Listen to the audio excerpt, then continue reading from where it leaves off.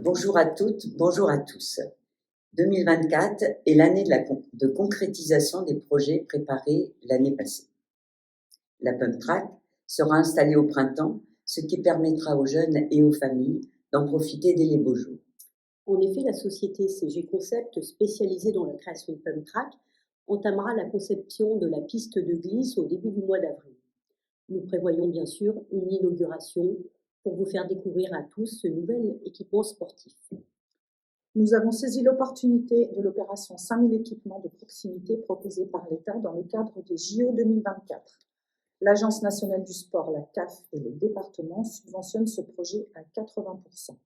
Le reste à charge de la commune sera d'environ 15 000 €. Dans le cadre de la revitalisation du centre-bourg, 2 projets ont été priorisés. La requalification de la Grand Rue et la réhabilitation d'un local commercial et d'habitation, ainsi que l'aménagement de la place Gambetta. Nous sommes en phase de négociation avec un aménageur pour établir un cahier des charges conforme au programme de revitalisation que nous avons établi.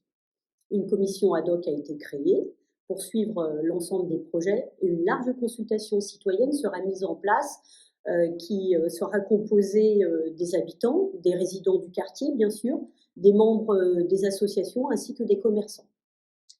Pour ce qui concerne notre église Saint-Carat-II, nous avons enfin reçu les devis pour l'entretien des chéneaux et des gouttières. Quant à la mise hors d'eau de l'édifice, nous avançons également sur ce projet. Les travaux d'entretien de l'église seront en effet engagés dès ce début d'année par une entreprise de cordistes spécialisée dans ce type de travaux, le Haut-Cordeau. Pour la mise hors d'eau de l'édifice, nous poursuivons dès janvier le travail avec la DRAC, l'ABF et la Fondation du patrimoine. Il s'agit d'abord de détailler notre accord sur le projet visant à consolider la charpente et à poser la couverture en bac acier. Il s'agit ensuite de finaliser le plan de financement et de lancer les recherches de fonds appropriés. Nous attendons le retour de l'étude chiffrée de la réfection de la rue des Morts et espérons pouvoir la réaliser dans les meilleurs délais. Nièvre Engineering doit effectivement nous livrer prochainement une ébauche du projet que nous travaillerons ensemble en commission. Et que nous présenterons également aux résidents. En matière de santé, je vous assure que nous recherchons un médecin de manière active. Avec l'ARS, Cœur de Loire, le Pays Val-de-Loire-Nivernais et la Maison de santé de la Traie, nous étudions toutes les possibilités pour que vous puissiez enfin retrouver le plus rapidement possible l'accès aux soins de proximité.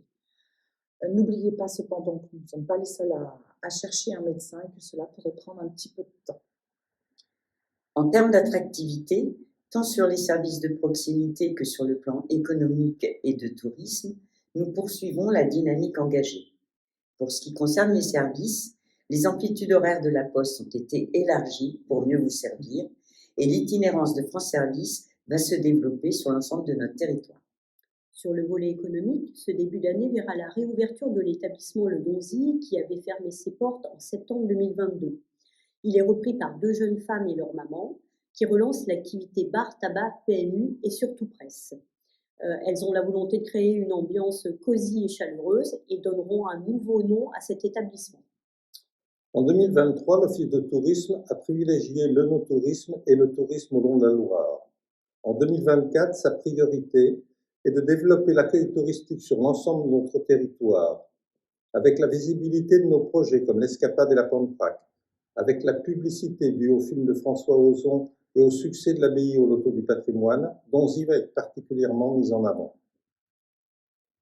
Enfin, vous savez que l'année 2023 a été particulièrement difficile pour moi, mais c'est grâce au soutien de mes adjoints, des membres du conseil et des agents de la commune que nous avons pu continuer tous ensemble à travailler pour la vitalité de notre commune et votre bien-être.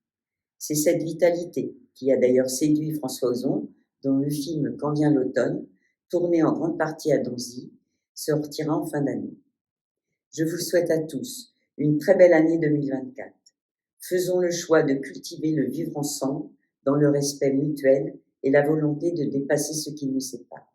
Bonne année à tous! Bonne année.